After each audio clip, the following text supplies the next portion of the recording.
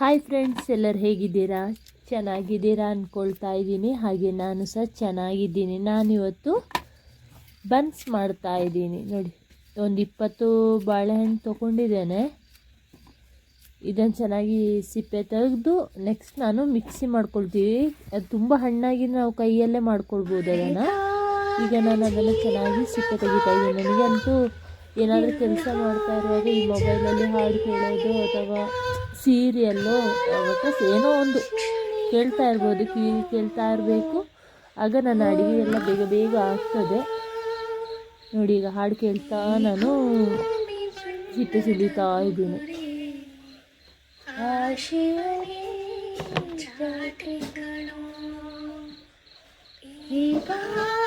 ಸುಂದರ ನಗರಿ ನೀಡಿದರ ಭೇಟಿಗಳು ಮರೆಬೇಡ ಮಗುವಿನ ನಗುವ, ಕಲಿಬೇಡ ನಗುವಿನ ಸುಖವ, ಭರವಸೆ ಮಗು ಕಳಬೇಡ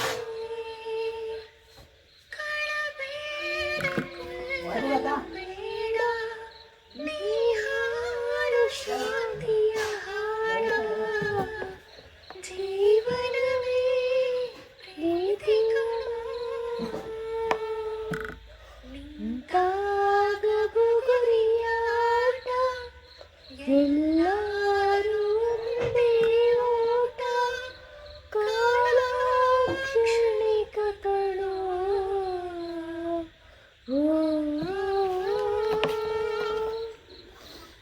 ಈಗ ನಮ್ಮದು ಸಿಪ್ಪೆ ಸುಲಿದಾಯಿತು. ಇವಾಗ ನಾನು ಮಿಕ್ಸಿಗೆ ಹಾಕ್ಕೊಂಡಿದ್ದೇನೆ. ಇದಕ್ಕೆ ಸ್ವಲ್ಪ ಸಕ್ಕರೆ ಹಾಕಿದ್ದೀನಿ. ತುಂಬ ಸ್ವೀಟ್ ಇರಲಿಲ್ಲ ಬಾಳೆಹಣ್ಣು, ಅದಕ್ಕೋಸ್ಕರ ಸಕ್ಕರೆ ಹಾಕಿದ್ದೀನಿ. ಮತ್ತು ಸ್ವಲ್ಪ ಸ್ಮೂತಾಗಿ ಚೆನ್ನಾಗಿ ಬರಲಿ ಅಂತೇಳಿ ಸ್ವಲ್ಪ ಅವಲಕ್ಕಿ ಸಹ ಆಗಿದೆ. ನೋಡಿ, 2 ಗ್ಲಾಸ್ ಅವಲಕ್ಕಿ ತೊಗೊಂಡಿದ್ದೆ. ಅದನ್ನು ಸಹ ಅದ್ರ ಜೊತೆಗೆ ಹಾಕಿ ಚೆನ್ನಾಗಿ ನಾನು ಮಿಕ್ಸಿ ಮಾಡ್ಕೊಳ್ತಾ ಇದ್ದೀನಿ.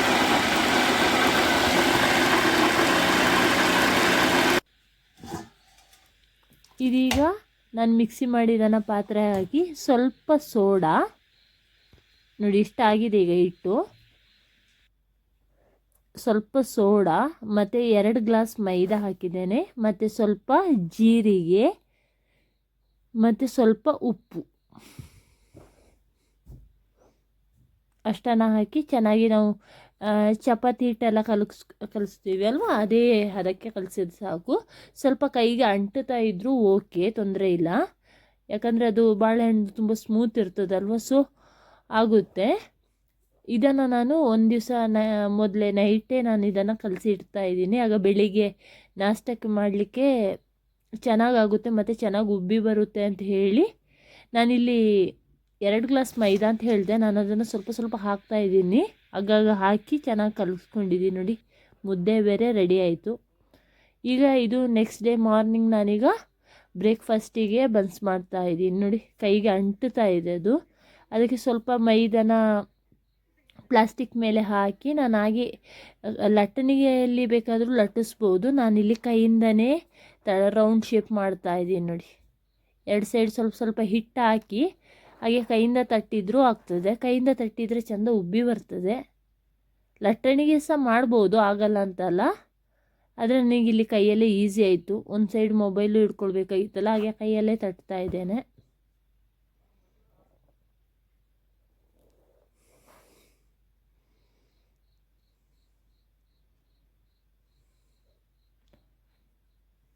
ಒಂದು 4 ರೆಡಿ ಮಾಡಿಕೊಂಡೆ. ಅದನ್ನು ಮೊದಲು ಬೇಯಿಸ್ಕೊಳ್ಳುವ ಅಂತ ಹೇಳಿ ಚಿಕ್ಕ ಪಾತ್ರೆಯಲ್ಲಿ ಎಣ್ಣೆ ಇಟ್ಟಿದ್ದೇನೆ. ಎಣ್ಣೆ ನೋಡಿ, ಎಣ್ಣೆ ಬಿಸಿ ಆಗಿದೆ.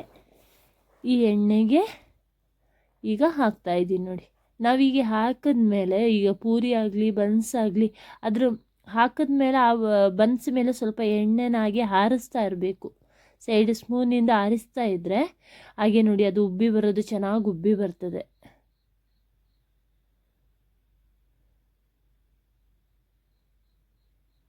ಈ ಅವಲಕ್ಕಿ ಹಾಕಿದ್ದೆ ಅಲ್ವಾ, ಹಾಗೆ ಅದು ಸ್ವಲ್ಪ ಸ್ಮೂತ್ ಸಹ ಚೆನ್ನಾಗಾಗಿದೆ. ಬಿಸಿ ಬಿಸಿ ತಿನ್ನಲಿಕ್ಕಂತೂ ಸೂಪರ್ ಆಗುತ್ತೆ.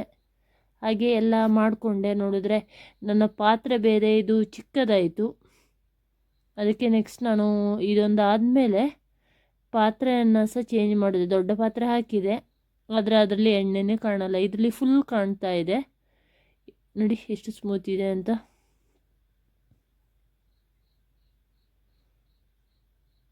ಇದರಲ್ಲಿ ಎಣ್ಣೆ ಫುಲ್ ನಾವು ಹಾಗೆ ಹಾರಿಸುವಾಗ ಸೈಡ್ ನಮ್ಮ ಸ್ಟವ್ ಮೇಲೆ ಫುಲ್ ಎಣ್ಣೆ ಹಾರ್ತಾ ಇತ್ತು. ಅದಕ್ಕೆ ಮತ್ತೆ ಇನ್ನೊಂದು ಕೆಲಸ ಆಗೋದು ಬೇಡ ಅಂತ ಹೇಳಿ ದೊಡ್ಡ ಪಾತ್ರೆಗೆ ನಾನು ಶಿಫ್ಟ್ ಮಾಡಿದ್ದೀನಿ.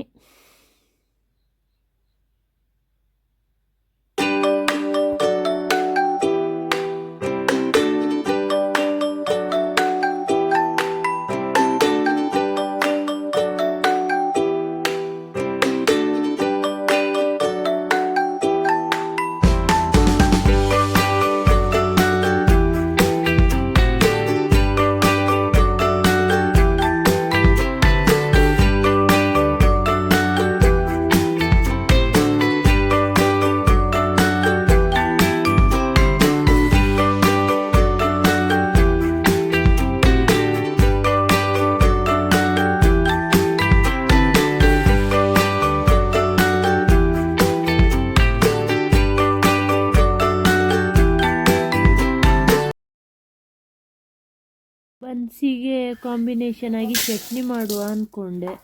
ತಂದೆ ಚಟ್ನಿಗೆ ತಿನ್ನಲಿಕ್ಕೆ ಆಗೋದಿಲ್ಲ, ಏನಾದರೂ ಸಾಂಬಾರು ಬೇಕು ಅಂತ ಹೇಳಿದ್ದಕ್ಕೆ ನೋಡಿ ತೊಗರಿಬೇಳೆ ಹಾಕಿದ್ದೇನೆ. ಹಾಕಿ ಅದ್ರ ಜೊತೆಗೆ ಬೆಳ್ಳರಿ ಮತ್ತು ಒಂದೆರಡು ಆಲೂಗೆಡ್ಡೆ ಸಹ ಹಾಕಿ ಬೇಯಿಸಿ ಒಂದು ಸಾಂಬಾರು ಸಹ ರೆಡಿ ಮಾಡಿದೆ.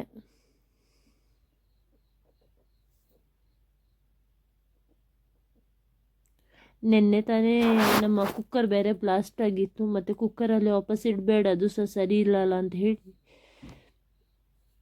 ಈಗ ನೋಡಿ ಸಾಂಬಾರು ನಾನು ಒಲೆಯಲ್ಲೇ ಸಾಂಬಾರು ಸಹ ರೆಡಿ ಮಾಡಿದೆ ಬೇಗ ಬೇಗ.